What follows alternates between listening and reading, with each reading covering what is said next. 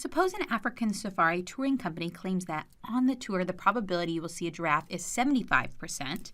So this is the probability of giraffe is equal to 75%. An elephant is 65%, so the probability you see an elephant is equal to 65%, and the probability you will see both a giraffe and an elephant is 55%. So this is the intersection, so both giraffe and elephant is equal to 55%. What is the probability you see either a giraffe or an elephant or both? Okay, so this is asking for the union, which is or the probability of giraffe or elephant. This is what we want to know. Well, there's a couple ways we can start with this problem. We can either use the general addition rule or we can draw a Venn diagram. I suggest we draw the Venn diagram first. Start with our box. We have our two circles for our two events, seeing a giraffe, seeing an elephant.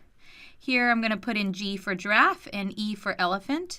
We always want to start with the intersection if we're doing a Venn diagram. So we want to start here with G and E. So this will be 55%. Now move outwards. So if we want to know the entire circle of giraffe, it has to add up to 75%. That means that the leftover is 20%. So this whole circle, the probability of seeing a giraffe is 75%.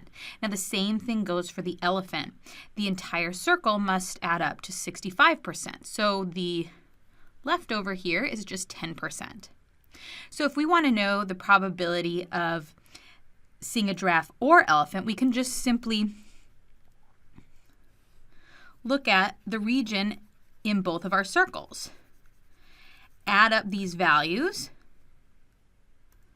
So this would be then equal to 20% plus 55% plus 10%, which will give us then 85%. This is the probability of seeing a giraffe or elephant. Now, like I said, the other way that we can do this, let's say if we didn't want to then get the Venn diagram or draw the Venn diagram, if you want to use the formula, recall that the probability of G or E using the general addition rule is equal to the probability of seeing the giraffe plus the probability of seeing the elephant minus the intersection. So in this case, that would simply be 75% plus 65% minus 55% because we've accidentally added that in twice when we added these together.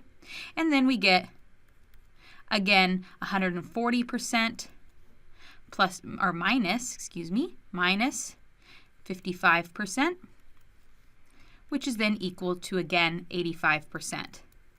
So either way, we get the same solution. One, you can do it more visually using the Venn diagram. The other way, you can use the general addition rule.